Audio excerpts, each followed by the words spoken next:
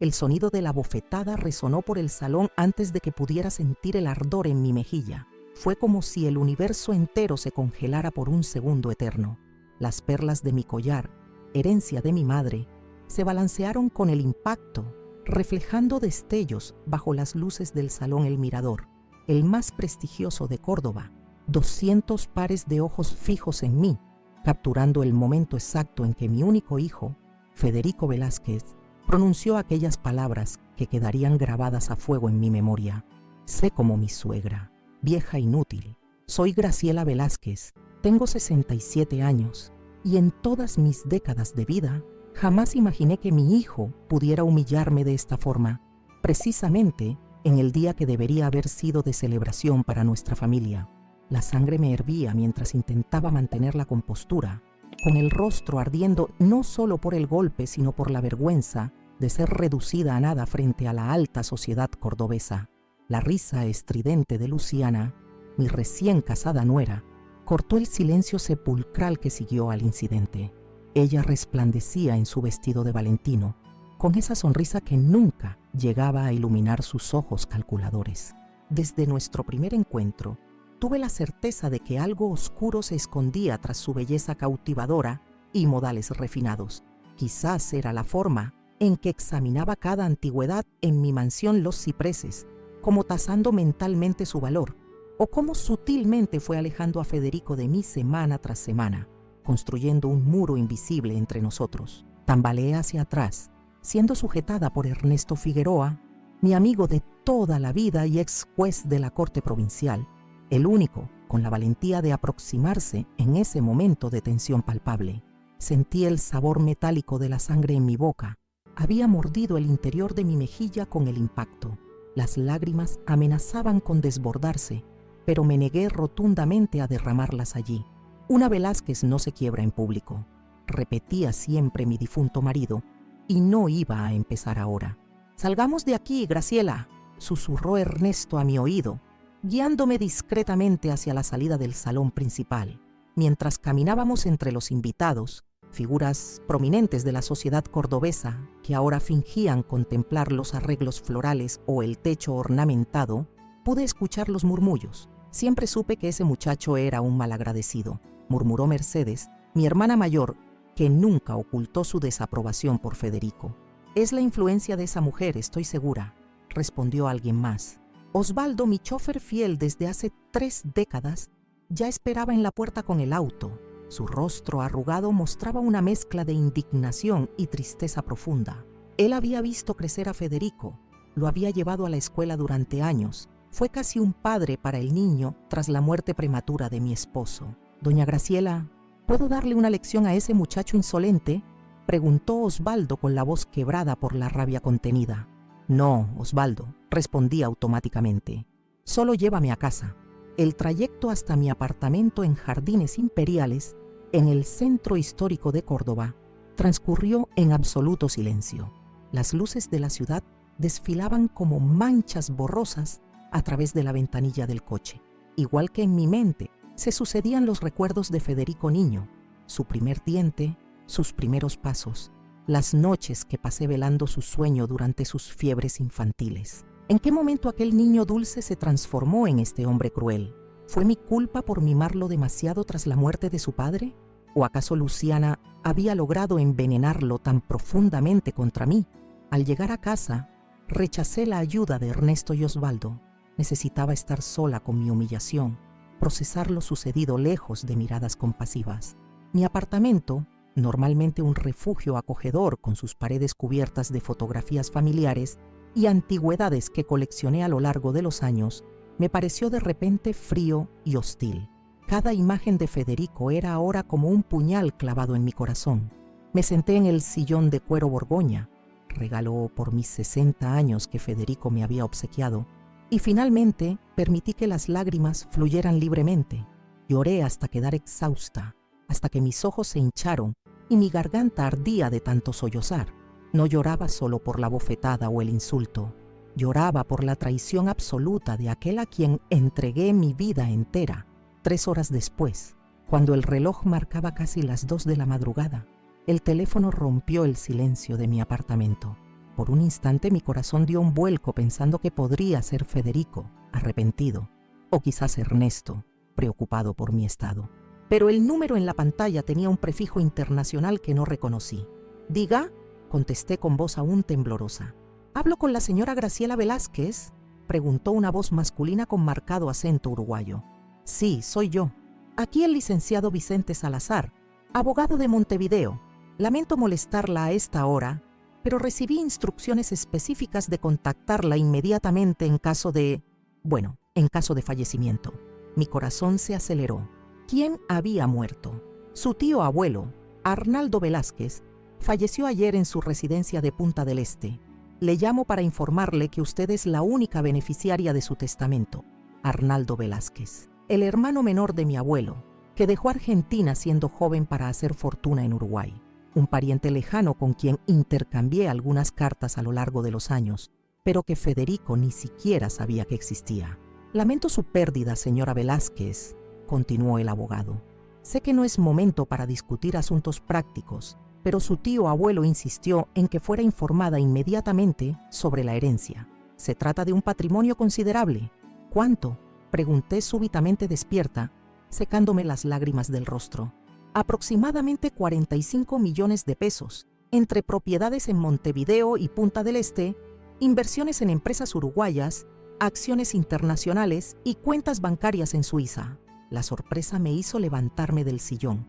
45 millones de pesos, una fortuna que caía en mis manos precisamente la noche en que perdí a mi hijo. ¿Podría repetirlo, por favor?, pedí, queriendo asegurarme de que no estaba alucinando. 45 millones de pesos, señora Velázquez. Y hay un detalle importante. Su tío abuelo estableció en el testamento que el dinero debe usarse, cito, para la felicidad de Graciela y solamente Graciela. Dejó claro que ni un centavo debe ir para su hijo o cualquier otro familiar. Un escalofrío recorrió mi columna vertebral, como si Arnaldo de alguna manera supiera lo que ocurriría, como si me estuviera dando una segunda oportunidad, una posibilidad de reinicio, o quizás una oportunidad de justicia. Mientras el abogado seguía explicando detalles burocráticos, mis pensamientos volaban. Recordé cómo Federico y Luciana venían sugiriendo que vendiera la mansión familiar en las afueras de Córdoba para disfrutar la vida, decían. Cómo insistieron para que pusiera el nombre de Federico en mis cuentas bancarias por seguridad. Cómo Luciana siempre preguntaba por mis joyas antiguas, especialmente el collar de esmeraldas guardado en la caja fuerte de joyería Corona de Plata. El dolor lacerante en mi corazón comenzó a transformarse en algo diferente. Un sentimiento que jamás había experimentado, un deseo calculado de justicia, o sería retribución. Por primera vez en la vida, contemplé la posibilidad de hacer sufrir deliberadamente a alguien, mi propio hijo. Licenciado Salazar, interrumpí al abogado. ¿Cuándo podemos iniciar los trámites? Y por favor, ¿podríamos mantener esto en absoluto secreto por el momento? Desde luego, señora Velázquez. Puedo volar a Argentina la próxima semana para tratar el asunto personalmente. Y en cuanto al secreto, su tío abuelo ya había previsto eso también. Nadie más que nosotros conoce este testamento. Al colgar el teléfono, caminé hasta la ventana de mi apartamento. Afuera, Córdoba dormía bajo un cielo estrellado, ajena al drama que se desarrollaba en mi vida. En algún lugar de la ciudad, Federico y Luciana probablemente celebraban su triunfo, imaginando haberme destruido emocional y públicamente. Pocos sabían que la verdadera Graciela Velázquez acababa de despertar. La empresaria determinada que construyó un imperio textil desde cero, la negociadora implacable que nunca perdió una batalla comercial, estaba de vuelta. Y ahora, armada con recursos inimaginables y un corazón roto que clamaba justicia, comenzaría a tejer el plan más meticuloso de mi vida. Tomé nuevamente el teléfono y marqué el número de Ernesto Figueroa. Necesitaba un aliado, alguien con conocimiento jurídico y lealtad incuestionable. «Ernesto, perdona la hora. Necesitamos hablar. Ha ocurrido algo que podría cambiarlo todo». Ernesto llegó a mi apartamento antes del amanecer. Sus ojos cansados revelaban que tampoco había dormido, pero su mente de ex juez seguía afilada como siempre. Le serví un café fuerte en la taza de porcelana que traje de Viena años atrás, mientras le explicaba sobre la inesperada herencia del tío abuelo Arnaldo. Graciela, esto es extraordinario, comentó ajustando sus gafas de montura dorada. Pero veo en tus ojos algo más que sorpresa por la herencia. Te conozco lo suficiente para saber que estás planeando algo. Sonreí por primera vez desde el incidente. Ernesto siempre había tenido la capacidad de leer mis pensamientos, como si fueran un libro abierto ante él. Quiero justicia, Ernesto. No una venganza mezquina, sino una lección que Federico y Luciana jamás olvidarán. La luz matutina comenzaba a iluminar los muebles antiguos de mi apartamento, dando vida a las maderas oscuras y a los tapices persas. Ernesto depositó su taza delicadamente sobre la mesa de centro y entrelazó los dedos, adoptando aquella postura que solía tomar cuando presidía juicios importantes. Estoy a tu lado, Graciela. Lo que Federico hizo es imperdonable. ¿Por dónde empezamos? Durante las horas siguientes, delineamos el plan meticulosamente. Necesitaríamos aliados confiables, información precisa y, sobre todo, paciencia. La prisa es enemiga de la perfección, como solía decir mi difunto esposo cuando diseñaba sus proyectos arquitectónicos. El primer paso era entender mejor quién era realmente Luciana Morales. Algo en ella siempre me inquietó, más allá de su evidente ambición por el patrimonio familiar. Había un misterio en su pasado que necesitaba ser descubierto. Conozco una agencia de investigadores en Buenos Aires, sugirió Ernesto. Son discretos y eficientes. Trabajaron en casos delicados durante mi carrera en la magistratura. A media mañana, después de apenas un par de horas de sueño intranquilo, recibí la visita de Mercedes, mi hermana mayor. Apareció sin aviso con una torta de duraznos, mi preferida, y una determinación férrea de consolarme. Hermana, siempre supe que ese muchacho daría problemas, dijo mientras acomodaba la cocina sin que se lo pidiera. Mimado desde pequeño, sabes que intenté advertírtelo. Mercedes, con su sinceridad cortante y su manera práctica de enfrentar la vida, era la única persona que osaba criticarme abiertamente. Bibliotecaria jubilada, viuda hace 15 años, mantenía una lucidez y una fortaleza que siempre admiré, incluso en las frecuentes ocasiones en que discrepábamos. Mercedes, necesito contarte algo, pero debe quedar entre nosotras, confesé, revelándole sobre la herencia del tío abuelo Arnaldo. Casi dejó caer la bandeja de cristal que sostenía, tal fue su impacto. ¡Santo cielo, Graciela! ¡Es una fortuna!, exclamó para luego entrecerrar los ojos con esa expresión que conocía tan bien. ¿Y qué piensas hacer con tanto dinero? Le compartí los rudimentos del plan que comenzaba a formarse en mi mente. Para mi sorpresa, Mercedes no solo me apoyó, sino que contribuyó con sugerencias valiosas. Esa Luciana es como un libro abierto para mí. La observé durante todo el noviazgo, comentó mi hermana. Tiene un gesto peculiar cuando miente, un tic en la comisura izquierda de la boca. Y Graciela mentía constantemente en las reuniones familiares. Al día siguiente, Mercedes me acompañó a la Clínica San Cayetano para una consulta con mi amiga de toda la vida, la doctora Teresa Navarro. Necesitaba su ayuda para la primera fase del plan, fingir un problema de salud que me diera tiempo para mover mis piezas en el tablero.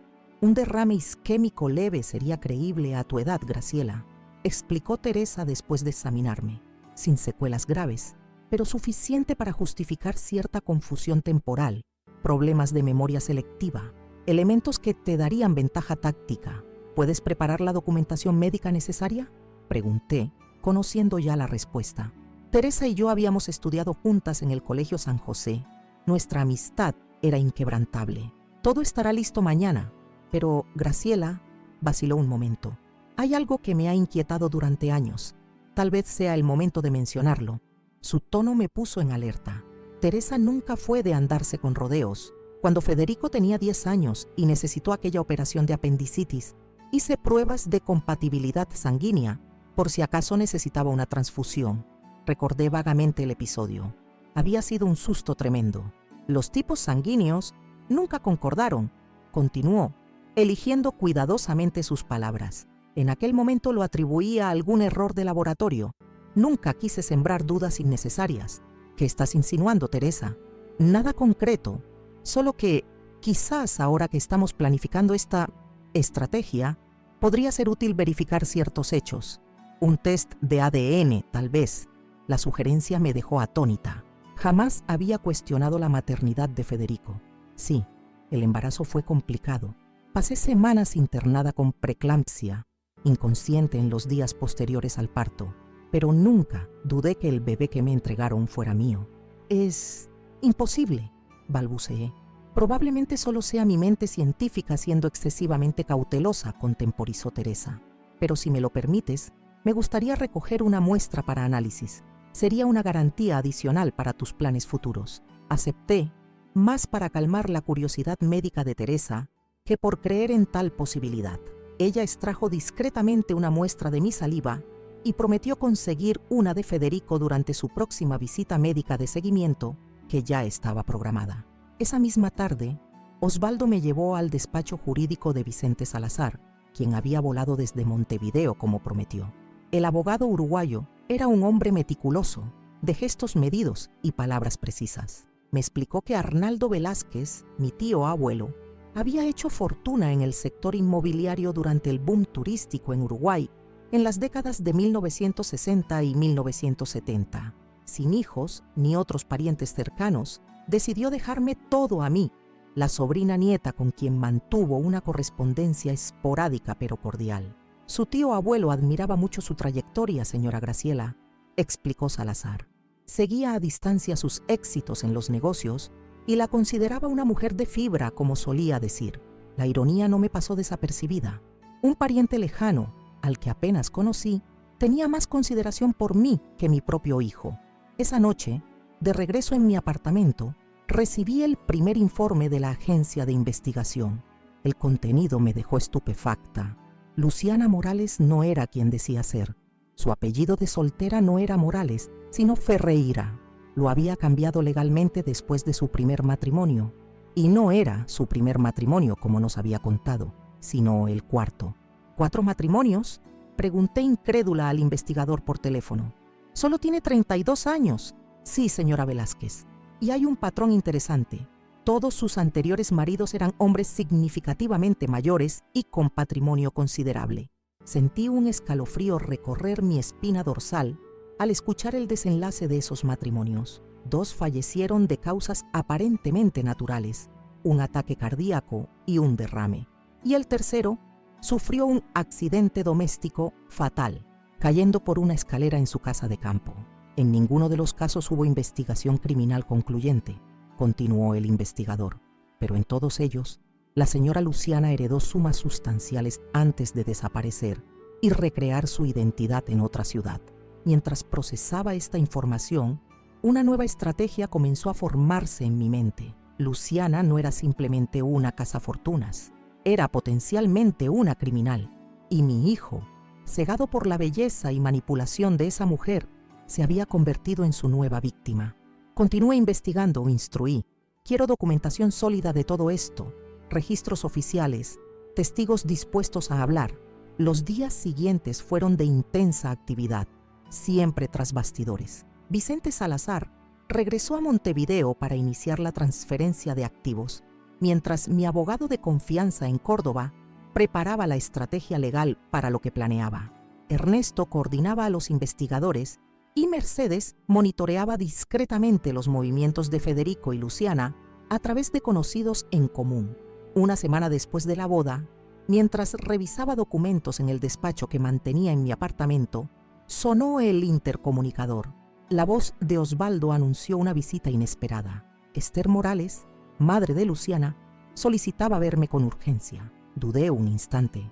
Apenas conocía a esa mujer. Durante los preparativos de la boda, siempre se mostró incómoda en mi presencia, como si ocultara algo. Según Mercedes, era una socialité venida a menos, manteniendo una fachada de prosperidad sobre cimientos de deudas. Hazla subir, decidí finalmente. Esther entró a mi apartamento con pasos inseguros. Vestía con una elegancia exagerada que no lograba disimular el desgaste de las prendas. El anillo de brillantes que lucía, probablemente la última joya de valor que aún poseía, contrastaba con sus manos sin manicura, delatando su verdadera situación económica. Doña Graciela, comenzó, rechazando cortésmente el café que le ofrecí. Vengo a pedirle perdón. Sé lo que ocurrió en la boda. Fue horrible, imperdonable. Si viene a defender a su yerno o a su hija, doña Esther, me temo que está perdiendo su tiempo. respondí con una frialdad calculada. No, no es eso. Bajó la mirada hacia sus manos temblorosas.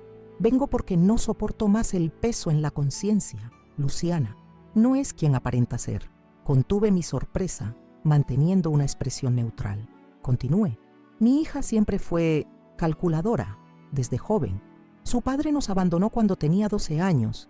Quizás eso explique, pero no justifica. Esther hizo una pausa, como buscando valor. Este es su cuarto matrimonio.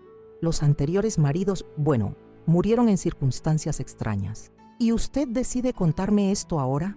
Después de la boda, lágrimas brotaron de sus ojos. Intenté alertarla, de forma velada, ¿recuerda?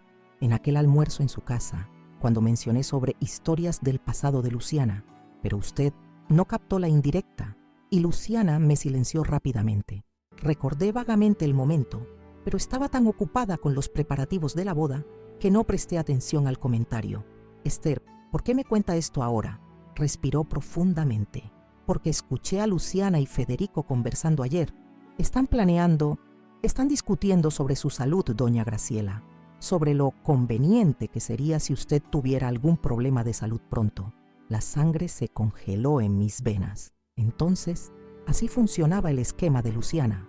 Primero, aislaba a la víctima de su familia y amigos. Después, un conveniente problema de salud.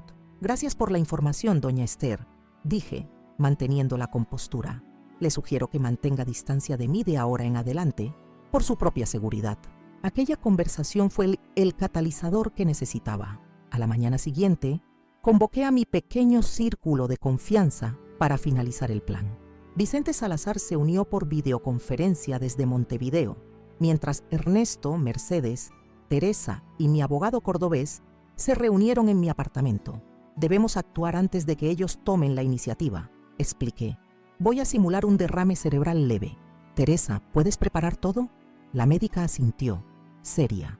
Puedo arreglar el ingreso en la clínica San Cayetano, documentación, todo. Una USC isquémico leve, sin secuelas graves pero suficiente para preocupar. Perfecto. Federico y Luciana deben creer que estoy vulnerable, quizás con la memoria afectada. Eso los volverá confiados para su próximo movimiento y para el nuestro. Esa misma noche, pusimos en marcha la primera fase. Osvaldo llamó a Federico en pánico, informando que me había desmayado en casa y estaba siendo llevada de urgencia a la clínica San Cayetano. Cuando Federico y Luciana llegaron al hospital, me encontraron en cuidados intensivos, aparentemente semiconsciente, con Teresa explicando procedimientos médicos en terminología lo suficientemente compleja para confundirlos, pero clara para establecer la gravedad de la situación. Un derrame leve, afortunadamente detectado a tiempo, explicaba Teresa. Su madre necesitará cuidados especiales en los próximos meses y debemos monitorear posibles secuelas cognitivas. Observé a través de párpados entrecerrados cómo Luciana apretaba discretamente el brazo de Federico, una sonrisa casi imperceptible formándose en la comisura de su boca. Exactamente el tic que Mercedes había mencionado. Mi hijo, por otro lado, parecía genuinamente preocupado, lo que encendió una pequeña llama de esperanza en mi corazón. Quizás aún hubiera algo rescatable en él, algo no completamente corrompido por la influencia de Luciana. En los días siguientes, interpreté a la perfección el papel de madre enfermiza. Habla más lenta, pequeños lapsos de memoria, confusión ocasional sobre fechas y eventos. Federico me visitaba diariamente, siempre con Luciana a remolque. Ella se mostraba solícita, ajustando mis almohadas, ofreciendo agua, preguntando si estaba cómoda. Una enfermera dedicada para quien no conociera sus verdaderas intenciones. Durante ese periodo, mi abogado trabajaba incansablemente entre bastidores. Preparó una serie de documentos que requerirían la firma de Federico, supuestamente para cubrir gastos médicos y garantizar mis cuidados de salud. En realidad, esos papeles irían gradualmente transfiriendo todas las propiedades que estaban a su nombre a diversas fundaciones benéficas. Su hijo nunca se toma el trabajo de leer lo que firma, comentó mi abogado, durante una de nuestras reuniones secretas en el hospital, cuando Federico y Luciana habían salido a almorzar. Bastó mencionar seguro médico complementario y cobertura de tratamientos experimentales para que firmara sin cuestionar. Mientras tanto, Los investigadores localizaron a Paulo Eduardo Rivero, el exnovio de Luciana antes de su primer matrimonio. Tras cierta reticencia inicial y una generosa compensación financiera, Paulo Eduardo accedió a colaborar con nuestro plan. Sería la pieza clave para extraer de Luciana la confesión que necesitábamos. Una semana después, recibí el alta médica y regresé a casa, manteniendo la farsa de la salud deteriorada. Federico sugirió que me mudara a la mansión familiar en las afueras de Córdoba, para estar más cerca de nosotros. Rechacé educadamente, explicando que prefería la familiaridad de mi apartamento para mi recuperación. Pero mamá, necesitas cuidados constantes, insistió en tono preocupado. No te preocupes, hijo. Osvaldo está conmigo todo el tiempo y contraté una enfermera para los periodos nocturnos.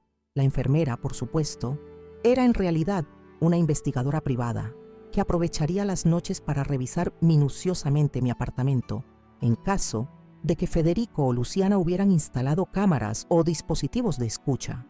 Precaución que resultó acertada cuando encontró 2 micrófonos ocultos, uno en la sala de estar y otro en mi dormitorio. La transferencia de los activos desde Uruguay avanzaba más rápido de lo esperado. Vicente Salazar resultó ser extraordinariamente eficiente, completando en semanas lo que normalmente habría tomado meses. Su discreción era tan impecable como su trabajo.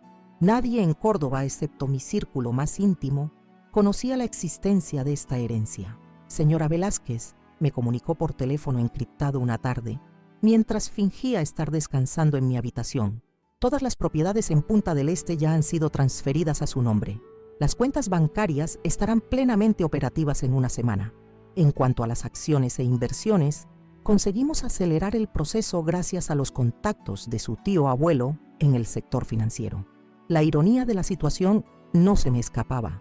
Mientras Federico y Luciana tramaban cómo deshacerse de mí para heredar lo que creían era toda mi fortuna, yo silenciosamente me convertía en una mujer muchas veces más acaudalada de lo que ellos jamás imaginarían. El destino, o quizás el espíritu vigilante de Arnaldo, parecía estar equilibrando la balanza de la justicia. Una mañana particularmente fría de julio, Teresa apareció en mi apartamento sin anunciar su visita. Su expresión grave anunciaba noticias importantes antes incluso de que hablara. Tomé asiento en el sillón Borgoña, preparándome mentalmente para lo que fuera a decirme. El test de ADN, Graciela. Los resultados han llegado. Le ofrecí un asiento y me dispuse a escuchar lo que seguiría. Federico no es tu hijo biológico. Las palabras flotaron en el aire del apartamento como si tuvieran peso físico. Observé los resultados impresos en papel con membrete del laboratorio. Los términos científicos se mezclaban ante mis ojos, pero la conclusión era cristalina. 0% de probabilidad de vínculo materno-filial. ¿Cómo es posible?, murmuré, sintiendo que el mundo giraba a mi alrededor. Llevé a esa criatura en mi vientre durante 9 meses. Lo sentí patear dentro de mí.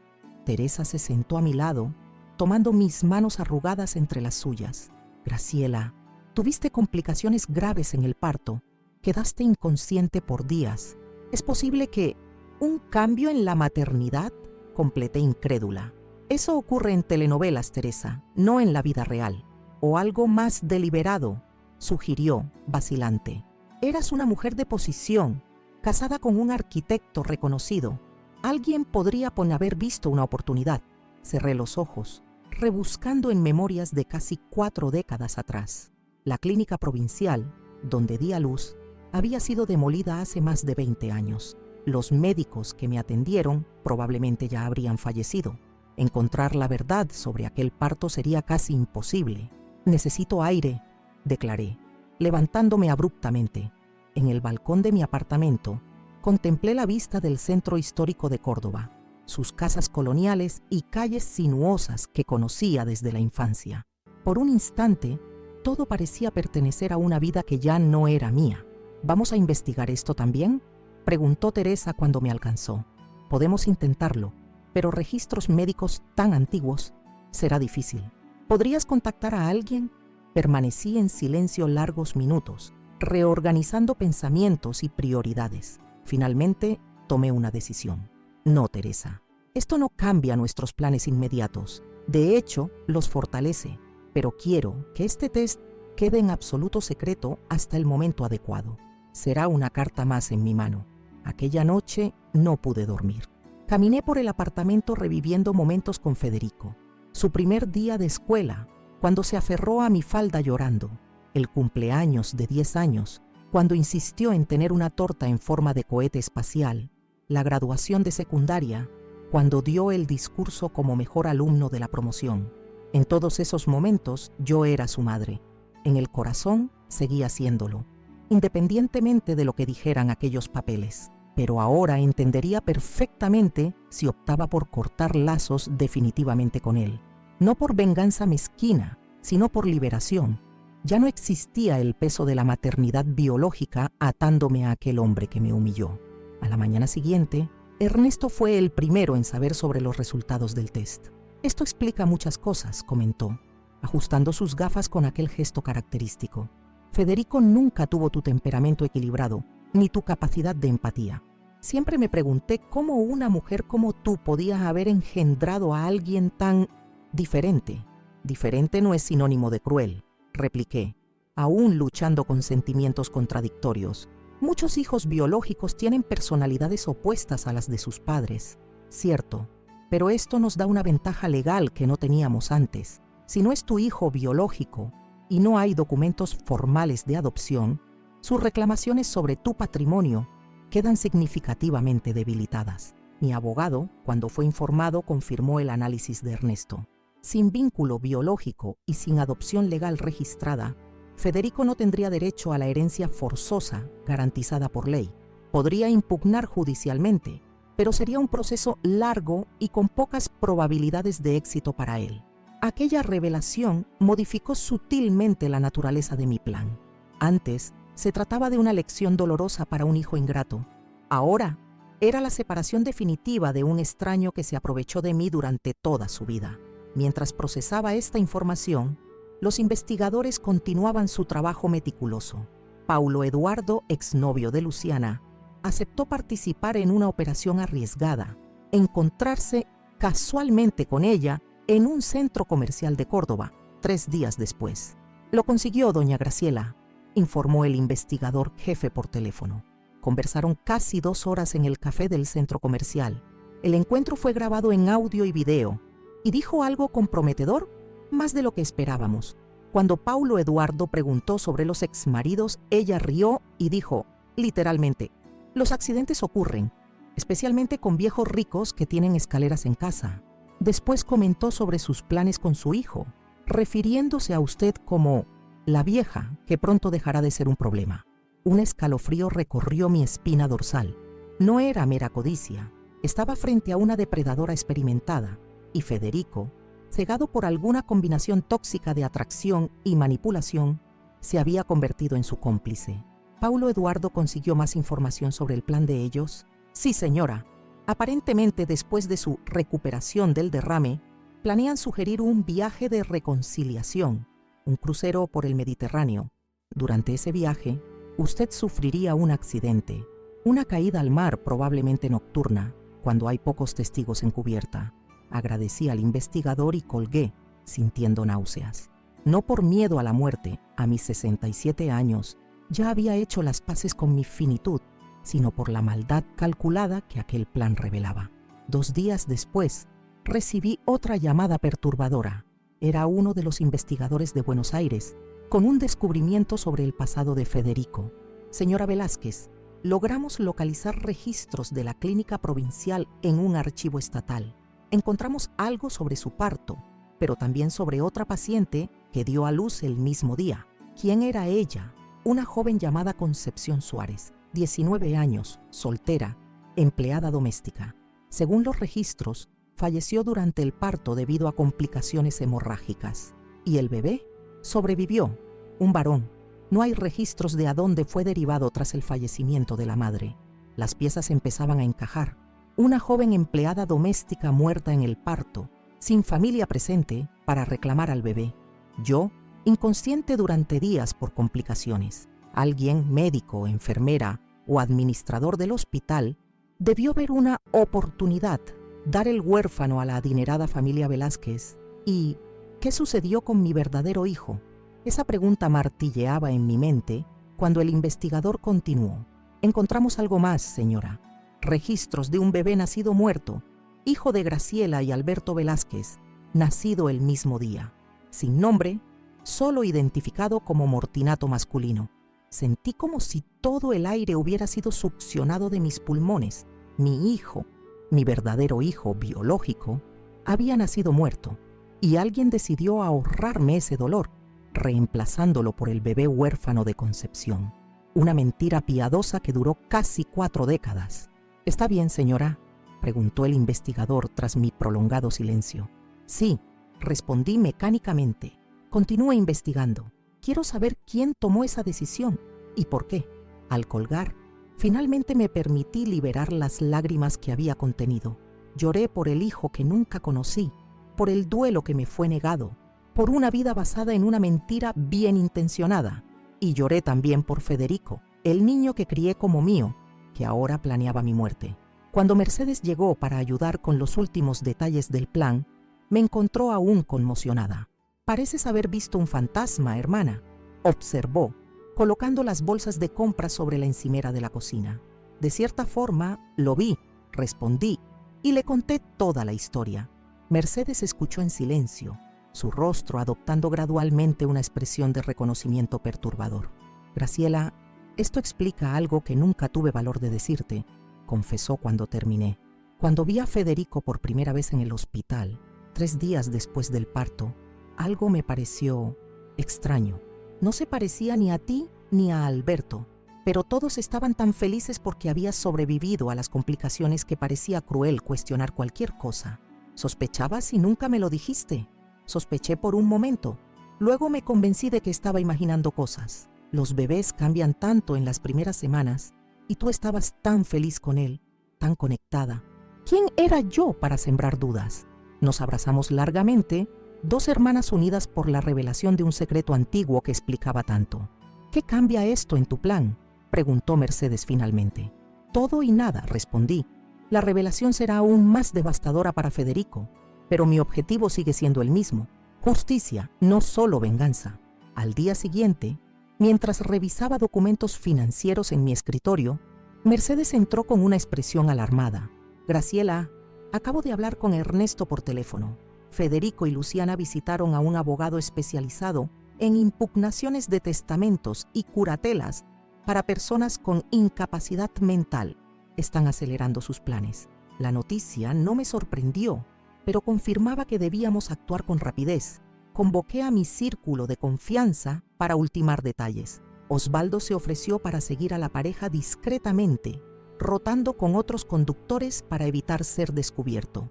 La investigadora que fingía ser mi enfermera nocturna informó que Luciana había estado husmeando en mi estudio cuando creía que yo dormía, buscando documentos financieros. 5 días después de recibir los resultados del test de ADN, Teresa me trajo una carpeta con documentos del registro civil.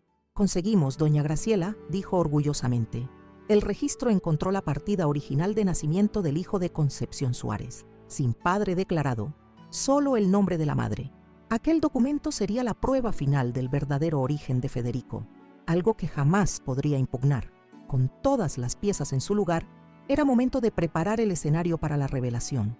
Con la ayuda de Mercedes, planificamos una fiesta sorpresa para celebrar los 6 meses de matrimonio de Federico y Luciana. Sería el escenario perfecto para nuestra exposición. Invité a las mismas 200 personas que presenciaron mi humillación en la boda, añadiendo algunos periodistas locales, bajo el pretexto de cubrir el evento social para las columnas de Sociedad. El lugar elegido fue el mismo Salón El Mirador, escenario del insulto que ahora transformaría en justicia. La semana anterior a la fiesta, me dediqué a revisar cada detalle con meticulosidad obsesiva. El video de la conversación de Luciana con Paulo Eduardo fue editado profesionalmente, destacando las partes más incriminatorias. Los documentos legales fueron organizados en secuencia para máximo impacto. Incluso practiqué mi discurso frente al espejo, asegurándome de que cada palabra, cada pausa, cada gesto transmitiera exactamente el mensaje deseado. «¿No estás nerviosa?», preguntó Mercedes la noche antes del evento. mientras compartíamos un té en mi sala de estar. Extrañamente no, respondí con sinceridad. Siento más bien claridad, como si toda mi vida hubiera sido un cuadro fuera de foco, y finalmente alguien ajustó la lente. Siempre fuiste la fuerte de las dos. Sonrió con una mezcla de orgullo y melancolía. Incluso cuando éramos niñas, yo me derrumbaba por cualquier cosa, pero tú siempre seguías adelante, sin importar qué. Esta vez es diferente, Mercedes. No se trata solo de seguir adelante. Se trata de reescribir el final de esta historia en mis propios términos. Esa noche, mientras Mercedes dormía en la habitación de huéspedes, recibí una llamada inesperada. El identificador mostró el número de Federico. Eran más de las 11, una hora inusual para que me llamara, especialmente sabiendo que yo supuestamente debía descansar por mi condición médica. Hijo, contesté, manteniendo el tono débil que había adoptado desde mi supuesto derrame. Mamá, su voz sonaba extrañamente tensa. Lamento llamar tan tarde. Solo quería confirmar que asistirás mañana a la cena que organizamos para ti. Por supuesto, hijo. No me lo perdería por nada del mundo. Hubo un silencio prolongado antes de que hablara nuevamente. Mamá, hay algo que quisiera decirte. Por un instante fugaz, mi corazón se aceleró. ¿Era posible que hubiera recapacitado? ¿Que el remordimiento finalmente lo hubiera alcanzado? Dime, Federico. Otro silencio y luego, no es nada. Te lo diré mañana. Descansa bien. Colgó abruptamente, dejándome con una extraña sensación. ¿Había percibido algo en mi voz? ¿Sospechaba que yo no estaba tan débil como aparentaba? ¿O era simplemente el peso de la culpa comenzando a agrietarlo? Aquella noche dormí sorprendentemente bien, sin sueños ni interrupciones. Al despertar, sentí una calma que no experimentaba desde hacía meses. Hoy sería el día en que Graciela Velázquez tomaría de vuelta las riendas de su vida. Me preparé con esmero para la ocasión. Elegí un vestido de seda azul marino, elegante sin ser ostentoso. Coloqué el collar de perlas, el mismo que se balanceó con el impacto de la bofetada de Federico el día de su boda. Peiné mis cabellos plateados en un moño discreto y apliqué maquillaje sutil. Al mirarme al espejo, vi no solo a la Graciela Velázquez, traicionada y humillada, sino a la mujer que había construido un imperio textil desde cero, que superó la muerte prematura del marido, que enfrentó prejuicios en un mundo empresarial dominado por hombres. Vi la fortaleza que siempre existió dentro de mí y que ahora sería demostrada de forma inequívoca. Llegué al Salón El Mirador deliberadamente tarde, asegurándome de que todos los invitados ya estuvieran presentes. Ernesto me acompañaba, ofreciéndome su brazo como apoyo, parte de la actuación de que aún sufría secuelas del supuesto derrame. Al entrar al salón principal, un murmullo recorrió la concurrencia. Muchos no me veían desde el incidente en la boda y parecían sorprendidos por mi apariencia saludable, en contraste con los rumores de fragilidad que Federico y Luciana habían difundido. La pareja, centro de las celebraciones, vino inmediatamente a mi encuentro. Federico, vistiendo un traje caro que probablemente yo había financiado, mostraba una preocupación artificial. Mamá, no deberías haberte esforzado tanto para venir, dijo, besándome en la mejilla, la misma que había golpeado meses atrás. Podríamos haber celebrado en casa. No me perdería esta fiesta por nada, hijo, respondí con una sonrisa enigmática. Después de todo, tengo un anuncio importante que hacer. Luciana, deslumbrante en un vestido rojo ajustado, se inclinó para abrazarme. Estamos tan felices de que esté aquí, doña Graciela, susurró con esa dulzura ensayada que ahora sonaba como veneno en mis oídos. La observé atentamente mientras se alejaba para saludar a otros invitados. Su confianza era absoluta. Ni una sombra de duda o temor manchaba su rostro perfecto. Se movía por el salón como una emperatriz entre sus súbditos, irradiando esa seguridad que solo poseen quienes jamás han enfrentado las consecuencias de sus actos. La fiesta transcurrió según lo planeado durante la primera hora. Se sirvieron cócteles, se establecieron conversaciones educadas, se tomaron fotografías para las columnas sociales. Los invitados, muchos de los cuales habían presenciado mi humillación, parecían genuinamente sorprendidos por mi resiliencia. Desde mi posición estratégica cerca de la fuente de champán, observé a Federico y Luciana interactuar con los asistentes. En 3 ocasiones distintas, los vi intercambiar miradas cómplices tras alguna pregunta sobre mi salud. En una 4ª ocasión, cuando la esposa del intendente mencionó lo bien que me veía a pesar de todo, Luciana sonrió con aquel tic en la comisura izquierda que Mercedes había identificado como su señal de mentira. A las 9 en punto, tal como habíamos planificado, Ernesto dio una señal discreta al personal del salón. La música se desvaneció gradualmente y las luces se intensificaron. Osvaldo se posicionó estratégicamente cerca de la puerta principal, mientras Teresa y Mercedes tomaban sus lugares junto al proyector. Mi abogado vigilaba atentamente a 2 policías de civil que se habían mezclado entre los invitados, esperando mi señal. Queridos amigos, comencé, mi voz clara y firme, sin ningún temblor que pudiera sugerir fragilidad. Agradezco su presencia en esta noche especial. Como saben, estamos celebrando 6 meses del matrimonio de Federico y Luciana. Aplausos educados resonaron por el salón. Sonreí, aguardando que cesaran. Muchos de ustedes estuvieron presentes también en la ceremonia de la boda.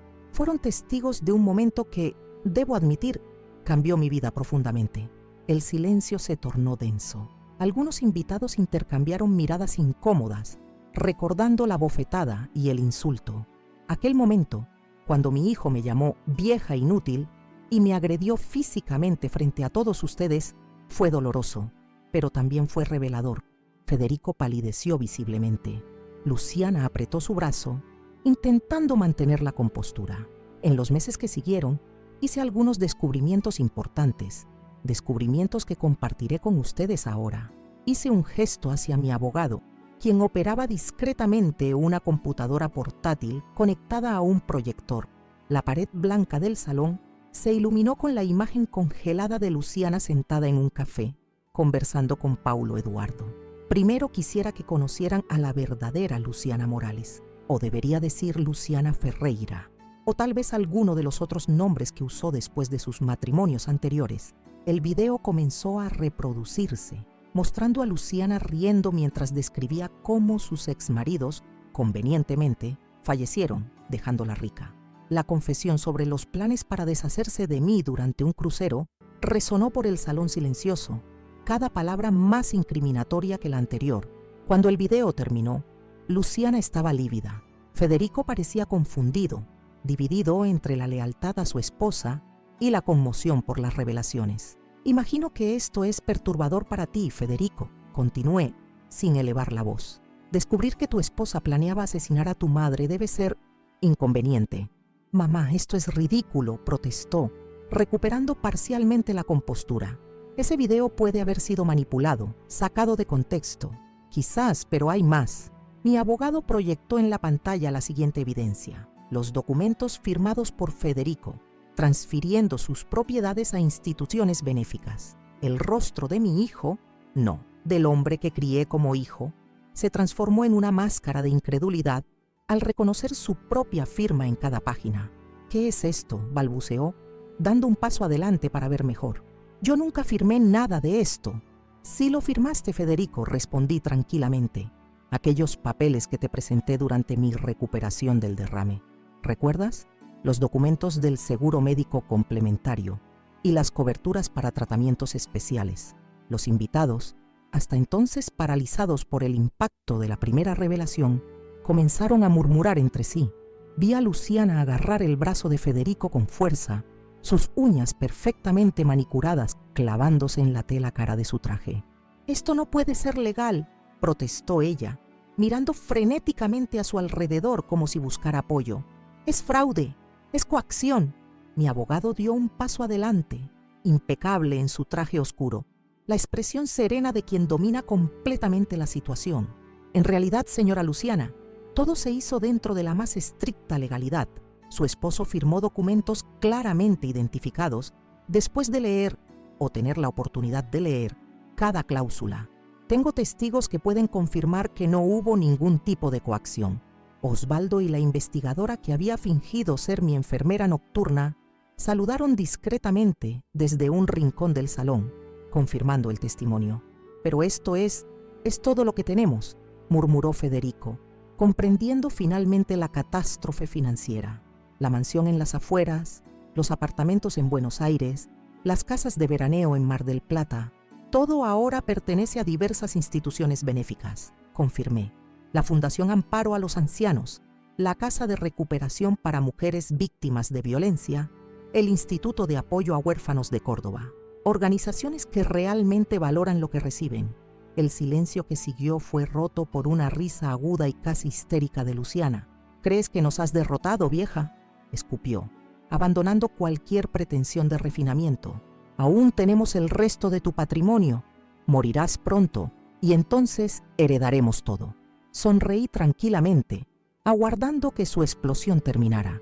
Cuando finalmente cayó, mirando a su alrededor y percatándose de que había revelado sus verdaderas intenciones ante 200 testigos, incluidos periodistas, continué mi exposición. Eso me lleva al siguiente anuncio de esta noche. Hice una señal a Vicente Salazar, quien se levantó de una mesa cercana. El abogado uruguayo se aproximó con una carpeta elegante de cuero. Permítanme presentar al licenciado Vicente Salazar, representante legal del patrimonio de mi tío abuelo, Arnaldo Velázquez, recientemente fallecido en Punta del Este. Vicente saludó a la audiencia con un gesto cortés. Mi tío abuelo, a quien muchos de ustedes no conocieron, falleció dejándome como su única heredera. Un patrimonio considerable, propiedades en Uruguay y Argentina, inversiones en empresas latinoamericanas, cuentas bancarias en Suiza, totalizando aproximadamente 45 millones de pesos. Un murmullo de sorpresa recorrió el salón. Vi los ojos de Luciana agrandarse, calculando instantáneamente el valor mencionado. Incluso Federico parecía aturdido con la revelación. Esta herencia, continué, está enteramente a mi nombre y protegida por cláusulas específicas que impiden su transferencia a cualquier persona que no sea yo misma. Vicente Salazar presentó los documentos oficiales que fueron proyectados brevemente en la pantalla para que todos pudieran verificar su autenticidad. Por lo tanto, mis queridos, sonreí hacia la pareja atónita. Incluso si sus planes para el accidente durante el crucero por el Mediterráneo hubieran tenido éxito, no habrían heredado un centavo. Federico se tambaleó como si hubiera recibido un golpe físico. Su participación en los planes homicidas quedaba ahora expuesta, y ni siquiera intentó negarla. «Mamá, por favor», suplicó, su voz quebrándose. «No es lo que parece. Luciana puede haber dicho algunas cosas, pero yo nunca». «Ahórratelo, Federico. Tengo grabaciones de sus conversaciones en mi propia casa, donde discutieron detalladamente cómo se desharían de mí. Los micrófonos que instalaron funcionan en ambas direcciones». Su rostro empalideció aún más, si eso era posible. La comprensión de que había sido superado en su propio juego aparecía gradualmente en su expresión. Luciana, por otro lado, parecía haber activado algún mecanismo de supervivencia. Se irguió, ajustó su vestido rojo y adoptó una expresión de digna indignación. «Esto es absurdo», declaró, mirando directamente a los periodistas presentes. Una señora mayor, claramente afectada por problemas cognitivos después de un derrame, inventando conspiraciones contra la propia familia. Es triste, realmente triste. Su intento de invertir la situación era casi admirable en su audacia. Algunos invitados intercambiaron miradas inciertas, quizás momentáneamente convencidos por su actuación convincente. Era momento de presentar mi carta final. «Hay una revelación más que necesito compartir esta noche», anuncié. Algo que descubrí recientemente y que, confieso, sacudió profundamente mi comprensión de los últimos 38 años de mi vida. Hice un gesto a Teresa, quien se aproximó trayendo un sobre lacrado con el logotipo de un laboratorio reconocido. Durante mi supuesta recuperación del derrame, solicité algunos exámenes médicos, entre ellos un test de ADN comparando mi material genético con el de Federico. Federico se congeló en su sitio, su expresión pasando de la confusión al terror. Era como si ya supiera, intuitivamente, lo que vendría a continuación. Los resultados son concluyentes. Federico no es mi hijo biológico. El silencio que siguió fue absoluto. Ni siquiera respiraciones podían escucharse en el inmenso salón.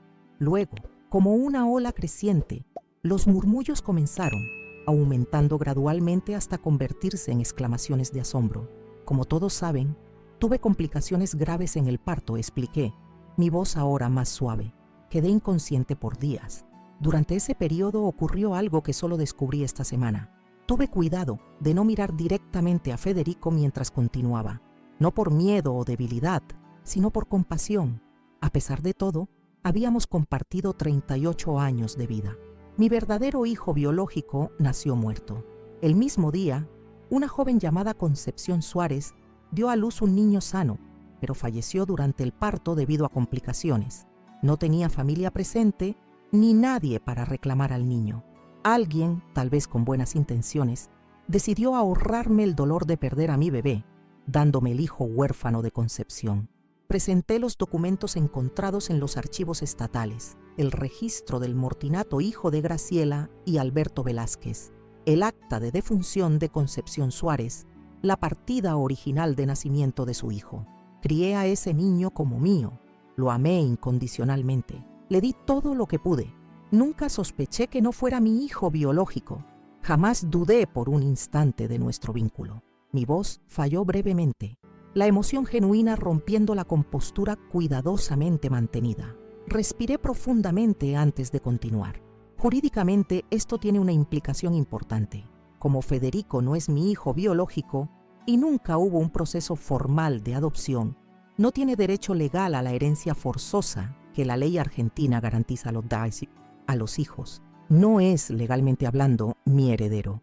Mi abogado se aproximó nuevamente, presentando más documentación.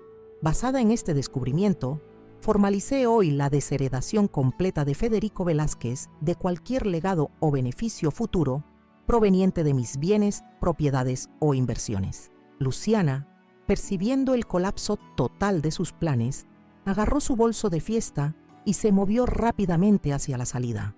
Paulo Eduardo, estratégicamente posicionado cerca de la puerta, hizo un gesto sutil. 2 hombres de traje, investigadores privados, bloquearon discretamente su camino. «Ah, señora Luciana», la llamé. «Quizás quiera quedarse un poco más.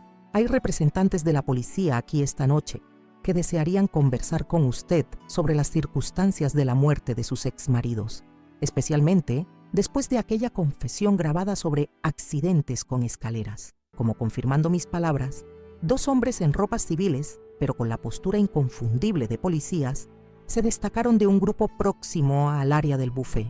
Luciana palideció, mirando frenéticamente hacia Federico, quien permanecía paralizado, incapaz de procesar los golpes sucesivos. «En cuanto a ti, Federico», volví mi atención hacia él. «No serás arrestado esta noche, aunque hay evidencias suficientes de tu participación en conspiración para homicidio. Tengo otros planes para ti». Me aproximé, sintiendo las miradas de todos siguiéndonos. Por primera vez desde que comenzara mi exposición, permití que una sombra de tristeza cruzara mi rostro. ¿Recuerdas la bofetada que me diste justo aquí en este salón hace 6 meses? ¿Recuerdas tus palabras? Sé como mi suegra, vieja inútil. Federico no respondió, su mirada fija en el suelo. Ahora eres tú quien no tiene nada, ni dinero, ni propiedades, ni estatus, ni siquiera identidad. Retiré del bolsillo de mi vestido un pequeño sobre. Este es el único bien que te queda. Las llaves de un apartamento modesto en los suburbios de Córdoba. Un techo, nada más. El resto, tu ropa de diseñador, tus automóviles importados, tus relojes de colección, todo fue legalmente transferido para pagar deudas que ni siquiera sabías que tenías. Extendí la mano, ofreciéndole el sobre. Con la misma mano que él había golpeado mi rostro, le entregué su futuro reducido casi a nada. Acepta esto como un último gesto de la mujer que, a pesar de todo, fue la única madre que conociste. Sus dedos temblorosos tomaron el sobre, y en aquel breve contacto sentí una chispa de lo que podría haber sido arrepentimiento genuino en sus ojos, pero era demasiado tarde para ambos.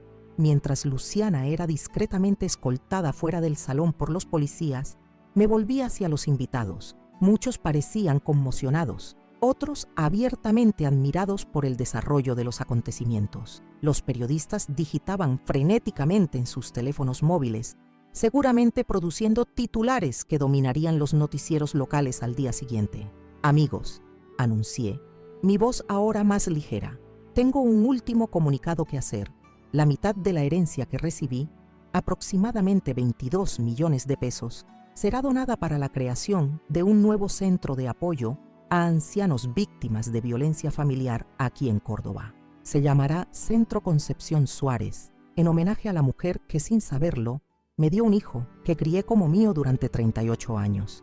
Aplausos espontáneos irrumpieron en la sala.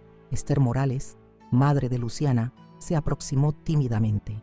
Doña Graciela, yo pido perdón por todo. Debería haber hablado antes, haber hecho más para impedir. Apreté gentilmente su mano. Todos cometemos errores intentando proteger a quienes amamos, Esther. Algunos errores son más graves que otros. Algunos pueden ser perdonados. En los minutos siguientes, fui rodeada por personas ofreciendo apoyo, expresando admiración por la manera como conduje toda la situación. Periodistas pedían declaraciones exclusivas.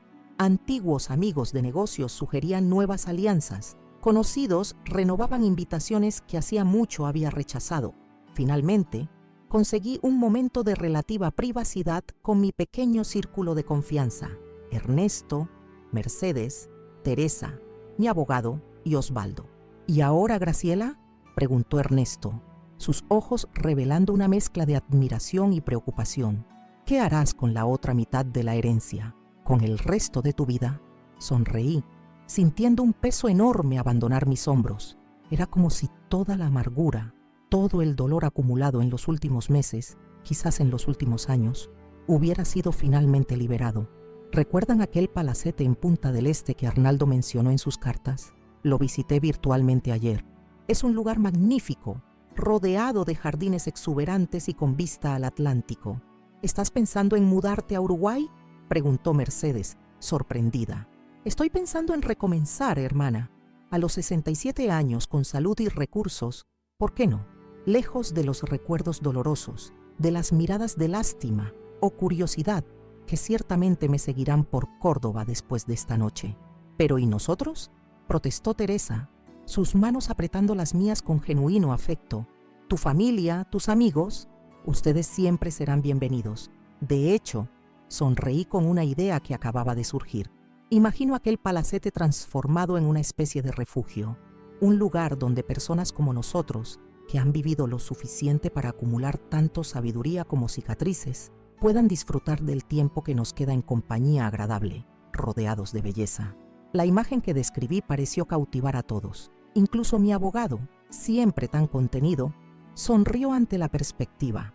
En cuanto a Federico, continué, mi mirada vagando hasta la figura solitaria, que aún permanecía en un rincón del salón ignorado por todos, creo que la vida le enseñará lecciones que yo no conseguí. ¿Y si intenta acercarse nuevamente?, preguntó Osvaldo, siempre protector. ¿Pedir perdón? ¿Intentar manipularla? Reflexioné un momento antes de responder. ¿Sabes, Osvaldo? Criar a Federico fue, en muchos sentidos, la mayor alegría y el mayor desafío de mi vida. No puedo borrar 38 años de memorias, buenas y malas, pero puedo elegir cómo esas memorias influirán en mi futuro. Hice una pausa, observando la figura derrotada que una vez llamé hijo. Si un día busca genuinamente redención, no por interés material, sino por verdadero arrepentimiento, quizás haya espacio para una conversación. No como madre e hijo, sino como dos adultos que compartieron parte de sus vidas. Ernesto asintió, comprendiendo la complejidad de mis sentimientos. Es sabio mantener la puerta entreabierta, sin expectativas. Exactamente, pero por ahora, elevé mi copa en un brindis silencioso. Celebremos esta noche, no la caída de Federico o la exposición de Luciana, sino mi propia liberación, de expectativas no correspondidas, de manipulación, de un papel que desempeñé por demasiado tiempo. En aquel momento, rodeada por personas que realmente se preocupaban por mí, sentí una serenidad que hacía mucho no experimentaba. El camino por delante sería diferente de todo lo que había planificado, pero, por primera vez en mucho tiempo, era un camino que yo elegía conscientemente, con los ojos abiertos a todas las posibilidades. La fiesta continuó a nuestro alrededor, los invitados gradualmente retomando conversaciones normales, aunque el tema principal era, inevitablemente, el drama que habían presenciado. Luciana ya había sido discretamente llevada por los policías para prestar declaración formal. Federico, Tras recoger el sobre con las llaves, se dirigió solo hacia la salida, ignorado por todos. Lo observé partir, sintiendo no la satisfacción amarga que esperaba, sino una extraña mezcla de alivio y melancolía. No por lo que podría haber sido, eso era demasiado fantasioso incluso para mí, sino por el reconocimiento honesto de lo que realmente fue. Una historia de engaños bien intencionados, elecciones equivocadas y, al final, una oportunidad de reescribir al menos el último capítulo. 3 meses pasaron desde aquella noche reveladora en el Salón El Mirador. La historia ganó los titulares de los periódicos locales de Córdoba, luego los provinciales de toda Argentina y finalmente algunos medios nacionales. Millonaria humillada por su hijo toma venganza. Socialité desenmascarada como asesina en fiesta. El caso Velázquez. Venganza calculada o justicia merecida. Los títulos sensacionalistas no capturaban la complejidad de mis sentimientos, el dolor profundo mezclado con el alivio, el luto tardío por el hijo biológico que nunca conocí, combinado con la ruptura definitiva con el hombre que crié. Evité entrevistas y declaraciones públicas. Dejé que los hechos hablaran por sí mismos. Luciana fue formalmente acusada no solo por la conspiración contra mí, sino que se reabrieron investigaciones sobre las muertes sospechosas de sus exmaridos. Evidencias que antes parecían circunstanciales ganaron nueva relevancia a la luz de su patrón de comportamiento. Pasó de ser la socialité envidiada a la reclusa número 2T743665 en la cárcel de mujeres de Bower. En cuanto a Federico, supe por terceros que efectivamente se mudó al pequeño apartamento en los suburbios. Intentó contactarme algunas veces, cartas, recados con conocidos comunes, incluso un ramo de flores en mi cumpleaños. No respondí, no por rencor, sino por necesidad de distancia. Algunas heridas necesitan tiempo y espacio para cicatrizar. El palacete andaluz en Punta del Este, herencia principal de Arnaldo, fue completamente renovado siguiendo mis instrucciones. Los arquitectos uruguayos respetaron la estructura histórica del siglo XIX mientras incorporaban discretamente todas las comodidades modernas. Los jardines, con vistas panorámicas al Atlántico, fueron rediseñados por un paisajista que logró un equilibrio perfecto entre la exuberancia tropical y la elegancia mediterránea. Doné la mansión familiar de las afueras de Córdoba para convertirla en la sede del Centro Concepción Suárez. Las obras avanzaban según el cronograma. La inauguración estaba prevista para principios del año siguiente. El centro ofrecería alojamiento temporal, asistencia jurídica, psicológica y médica para ancianos víctimas de violencia familiar. Un retrato de Concepción Suárez, reconstruido digitalmente a partir de la única fotografía en blanco y negro encontrada en los archivos del hospital, adornaría el hall de entrada, un homenaje a aquella joven desconocida cuya muerte posibilitó mi maternidad, aunque basada en una mentira bien intencionada. Una semana antes de mi partida definitiva a Uruguay, recibí una visita inesperada en mi apartamento de Jardines Imperiales. El portero anunció que Federico aguardaba en el vestíbulo, solicitando verme. Mi primer impulso fue negarme, pero algo, quizás curiosidad, quizás la necesidad de un cierre real, me hizo autorizarlo a subir. Cuando la puerta del ascensor se abrió, apenas reconocí al hombre que entró a mi apartamento. Federico había perdido peso. Sus ojos mostraban el cansancio de quien no duerme bien. Su ropa, aunque limpia, estaba lejos de los trajes italianos que solía lucir, pero lo que más me impactó fue su expresión. La arrogancia había desaparecido completamente, reemplazada por algo que parecía genuina humildad. «Gracias por recibirme», dijo simplemente, sin atreverse a sentarse hasta que le indiqué que podía hacerlo. Nos acomodamos en la sala, una distancia prudente entre nosotros. El silencio se extendió varios minutos antes de que finalmente hablara. «No vengo a pedir perdón», comenzó, su voz más grave de lo que recordaba. «Sería insultante pretender que una disculpa podría compensar lo que hice. Solo necesitaba verte una última vez». «¿Por qué ahora, Federico?». Respiró profundamente como reuniendo valor. «Me diagnosticaron cáncer. No es terminal, al menos no por ahora, pero necesito tratamiento. El oncólogo es optimista si comenzamos rápido». Levantó una mano cuando vio mi expresión cambiar. «No estoy aquí para pedir dinero. Tengo un seguro médico básico del nuevo trabajo. Es todo lo que necesito. ¿Trabajas? La pregunta escapó antes de que pudiera contenerla. Una sonrisa triste cruzó su rostro. Soy asistente administrativo en una clínica veterinaria. Nada glamoroso, pero honesto. Me gusta estar rodeado de animales. No juzgan como las personas. Tomé un sorbo del té que Osvaldo había servido antes de retirarse discretamente. Mi mente procesaba esta nueva información, buscando señales de manipulación, algún indicio de que esto fuera otra estratagema. Pero mi instinto, el mismo que me había alertado sobre Luciana desde el principio, me decía que esta vez Federico estaba siendo sincero. Supe que te vas a Uruguay la próxima semana, continuó. Mercedes me lo contó cuando la encontré en el supermercado. Espero que seas feliz allí. Lo seré, respondí con cautela. He comprado un palacete en Punta del Este, una nueva vida, lejos de todo esto. Federico asintió, mirando sus manos. Te lo mereces. Siempre fuiste más fuerte de lo que te di crédito. Otro silencio se instaló entre nosotros, menos incómodo que el primero. Finalmente, Federico sacó algo de su bolsillo, un pequeño elefante de madera tallada. Lo reconocí inmediatamente como el primer regalo que me dio, comprado con su mesada cuando tenía apenas 7 años. Encontré esto entre mis cosas. Siempre estuvo en tu tocador. Creo que deberías tenerlo. Lo tomé, sintiendo su peso familiar en mi mano. Recuerdos de tiempos mejores inundaron mi mente. Federico niño, corriendo emocionado para mostrarme sus dibujos. Adolescente, torpe pero determinado, preparándome el desayuno en el Día de la Madre. Joven universitario, orgullosamente presentándome su tesis. Gracias, dije simplemente. Nunca te conté por qué elegí un elefante, dijo, con una sonrisa nostálgica. Habías leído un cuento sobre elefantes la noche anterior. Dijiste que eran los únicos animales que nunca olvidan.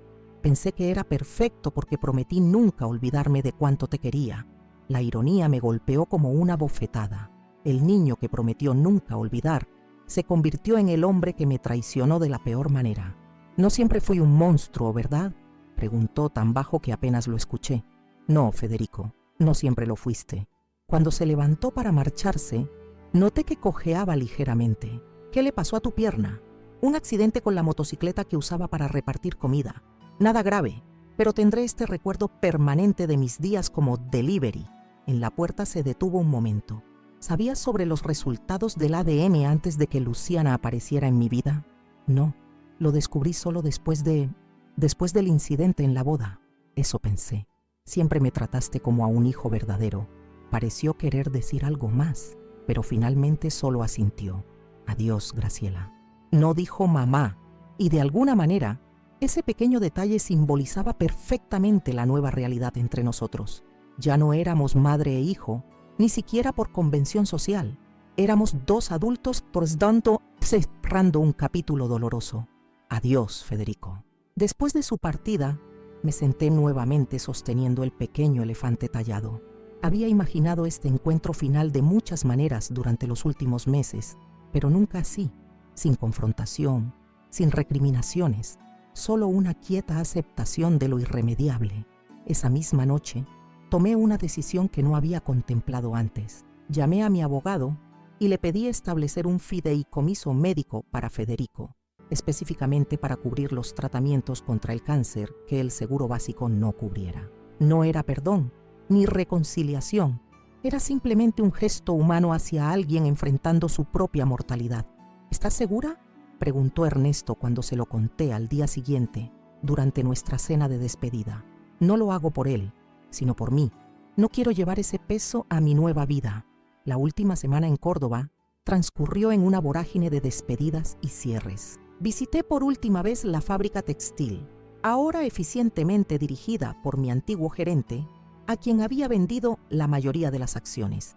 Recorrí el esqueleto del Centro Concepción Suárez, visualizando cómo sería una vez terminado. Cené con viejos amigos, algunos de los cuales prometieron visitarme en Punta del Este. El día anterior a mi partida, Teresa me trajo un sobre sellado. Lo encontraron en los archivos del viejo hospital, explicó. Estaba en la caja fuerte de la administración, junto con otros documentos confidenciales rescatados antes de la demolición. Era una carta escrita a mano por el doctor Martínez, el médico que atendió mi parto. fechada una semana después del nacimiento de Federico. En ella, explicaba su decisión de entregarme al hijo de Concepción Suárez tras la muerte de mi bebé. No pude soportar la idea de darle esa noticia devastadora cuando despertara. Escribió: «Usted había sufrido tanto durante el embarazo, luchado tan valientemente durante el parto, y allí estaba este otro bebé, perfectamente sano, sin nadie en el mundo. Me pareció que el destino había creado esta situación imposible para ser resuelta de esta manera. Que Dios me perdone si hice mal, pero actué siguiendo lo que creí era la compasión». La carta continuaba detallando cómo falsificó los registros, cómo aseguró que ninguna enfermera o asistente revelara jamás la verdad. Terminaba pidiendo perdón por una mentira piadosa que, espero, haya traído más felicidad que dolor a su vida. Doblé la carta cuidadosamente y la guardé junto con los resultados del test de ADN. Eran piezas de un rompecabezas que había definido mi vida, aunque nunca supe que existía hasta meses atrás. La mañana de mi partida amaneció con un cielo despejado, perfecto para volar. Osvaldo insistió en llevarme al aeropuerto, aunque yo había contratado un servicio de traslado. «Es mi último viaje como su chofer, doña Graciela», dijo, con aquella lealtad inquebrantable que siempre lo caracterizó. «Permítame este honor». En el trayecto recorrimos calles familiares que pronto dejarían de serlo. Cada edificio, cada plaza, cada esquina estaba impregnada de recuerdos. 58 años viviendo en la misma ciudad, y ahora me marchaba para siempre. «¿Está segura de que no quiere que la acompañe a Uruguay, doña Graciela?», preguntó Osvaldo cuando ya estábamos cerca del aeropuerto. «Puedo serle útil allí también». «Lo sé, Osvaldo, pero tus hijos y nietos están aquí, y el encargado del palacete ya contrató personal local». Sonreí al ver su expresión preocupada. «Además, tu jubilación está asegurada. Podrás visitar Punta del Este cuando quieras, como mi invitado, no como mi empleado». En el aeropuerto, Mercedes, Ernesto y Teresa me aguardaban. Habíamos acordado una despedida breve. Todos odiábamos los adioses prolongados. Abracé a cada uno. Prometí llamarlos apenas aterrizara. Confirmé fechas para sus futuras visitas. Cuando finalmente me dirigía hacia la zona de embarque, Ernesto me detuvo un momento. «Graciela, siempre tuviste algo que el resto de nosotros envidiábamos». «¿Qué cosa?» «Resiliencia. La capacidad de levantarte después de cada golpe, más fuerte que antes. Federico no lo heredó, pero quizás ni siquiera era algo que pudiera heredarse. Es tu esencia». Sus palabras me acompañaron durante todo el vuelo a Montevideo. Resiliencia, la capacidad de adaptarse, de transformar el dolor en fortaleza, de renacer de las cenizas de la desilusión. Quizás esa era la lección más valiosa de toda esta experiencia. Vicente Salazar me esperaba en el Aeropuerto Internacional de Carrasco con un coche para llevarme directamente al Palacete Andaluz. El trayecto desde Montevideo hasta Punta del Este me permitió admirar el cambiante paisaje uruguayo, primero urbano, luego rural, finalmente costero, con el Atlántico desplegándose majestuoso a nuestra izquierda. Cuando finalmente llegamos al Palacete, el sol comenzaba a ponerse, bañando la fachada neoclásica con una luz dorada que parecía de buen augurio. El personal completo me aguardaba en formación: ama de llaves, cocinera, jardineros, limpiadores, todos uruguayos excepto por una joven argentina que sería mi asistente personal. Esa noche, después de una cena ligera, salí al balcón principal del palacete. Desde allí podía escuchar el rumor constante del océano, sentir la brisa salada en mi rostro, contemplar un cielo estrellado que parecía infinitamente más vasto que el de Córdoba. Tenía la sensación de haber llegado no solo a un nuevo país, sino a una nueva versión de mí misma. En mi habitación, sobre el escritorio de caoba que había pertenecido a Arnaldo, encontré un sobre que no estaba allí cuando inspeccioné el cuarto al llegar. Intrigada, lo abrí para descubrir una carta escrita a mano en papel de lino. «Mi querida Graciela», comenzaba el texto, «si estás leyendo esta carta, significa que has aceptado mi herencia y ahora habitas el Palacete Andaluz. Significa también que yo ya no estoy entre los vivos para recibirte personalmente, lo que lamento profundamente». Era una carta de mi tío abuelo Arnaldo. Continué leyendo, fascinada. Nuestra correspondencia a lo largo de los años, aunque esporádica, me permitió conocer tu carácter, tu determinación y tu integridad. Somos más parecidos de lo que la distancia y las pocas interacciones podrían sugerir. Ambos construimos nuestros imperios con trabajo duro, enfrentamos adversidades familiares y aprendimos que, a veces, es necesaria la distancia para encontrar paz. Las palabras siguientes me impactaron con fuerza inesperada. Sé sobre tu hijo, Federico. Sé más de lo que dejé entrever en nuestras comunicaciones. Tengo contactos en Córdoba que me mantuvieron informado. Tu celo maternal, tu generosidad para con él, incluso cuando claramente no lo merecía, siempre me impresionaron.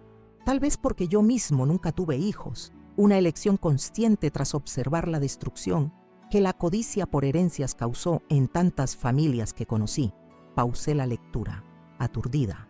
Arnaldo sabía sobre Federico, seguía nuestra relación a distancia. La carta continuaba por 2 páginas más, revelando a un hombre profundamente observador que de alguna forma previó el desenlace trágico de mi relación con mi hijo adoptivo.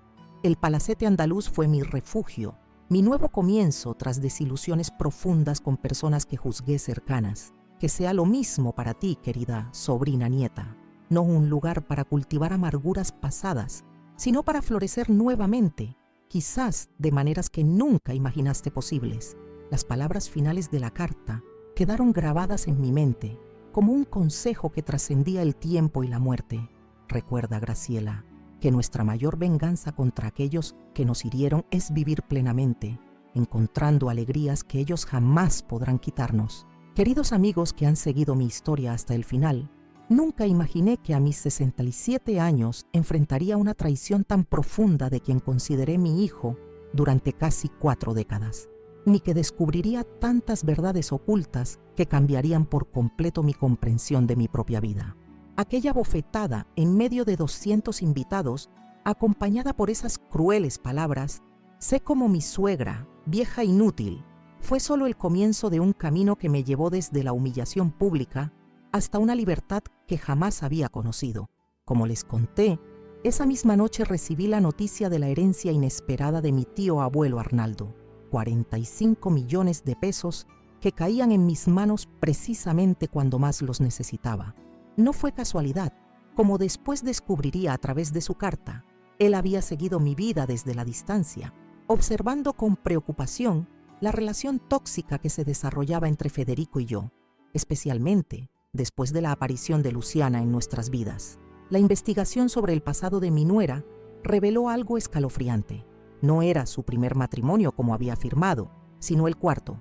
Sus anteriores esposos, todos hombres mayores y adinerados, habían muerto en circunstancias accidentales, dejándola como heredera de fortunas considerables. Era una depredadora experimentada, y Federico, cegado por su belleza y manipulación, se había convertido en su cómplice, planeando juntos cómo deshacerse de mí durante un crucero por el Mediterráneo.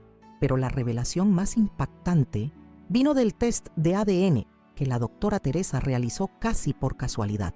Federico no era mi hijo biológico. Mi verdadero hijo había nacido muerto el mismo día que una joven empleada doméstica llamada Concepción Suárez dio a luz y falleció en el parto. Alguien en el hospital, queriendo ahorrarme el dolor de perder a mi bebé, decidió entregarme al niño huérfano y ocultar la verdad durante casi 4 décadas. Durante 38 años, había amado incondicionalmente a un hijo que no llevaba mi sangre. Le di todo: educación en las mejores escuelas, viajes internacionales, oportunidades que muchos solo pueden soñar. Y él, manipulado por Luciana, planeaba deshacerse de mí para heredar lo que construí con tanto esfuerzo tras la muerte de mi esposo. Mi plan de justicia fue meticuloso. Fingí un derrame cerebral para que bajaran la guardia. Hice que Federico firmara documentos que transferían todas sus propiedades a fundaciones benéficas, creyendo que eran para cubrir mis gastos médicos. Recopilé evidencia incriminatoria contra Luciana, incluyendo una grabación donde confesaba cómo sus anteriores maridos, convenientemente, habían muerto dejándola rica. Y luego, en una fiesta para celebrar los 6 meses de su matrimonio, ante los mismos 200 invitados que presenciaron mi humillación, expuse toda la verdad. Las grabaciones incriminatorias, los documentos firmados, la transferencia de propiedades a instituciones benéficas, la revelación sobre mi verdadera herencia protegida por cláusulas específicas y finalmente, la prueba de que Federico no era mi hijo biológico. Vi a Luciana ser escoltada por la policía, enfrentando cargos por la muerte de sus exmaridos. Vi a Federico, reducido a nada, aceptar las llaves del único bien que le quedaba, un apartamento modesto en los suburbios de Córdoba. 3 meses después, dejé Argentina para siempre. El palacete andaluz en Punta del Este, Uruguay, se convirtió en mi nuevo hogar, mi refugio para comenzar una vida diferente, lejos de los recuerdos dolorosos. La mitad de la herencia de Arnaldo fue destinada pues a crear el Centro Concepción Suárez, un lugar de apoyo para ancianos víctimas de violencia familiar. La última visita de Federico, antes de mi partida, fue quizás el cierre más adecuado para nuestra complicada historia. No vino a pedir perdón ni dinero.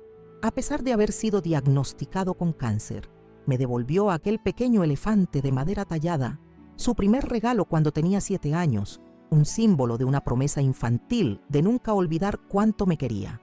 «¿No siempre fui un monstruo, verdad?», preguntó.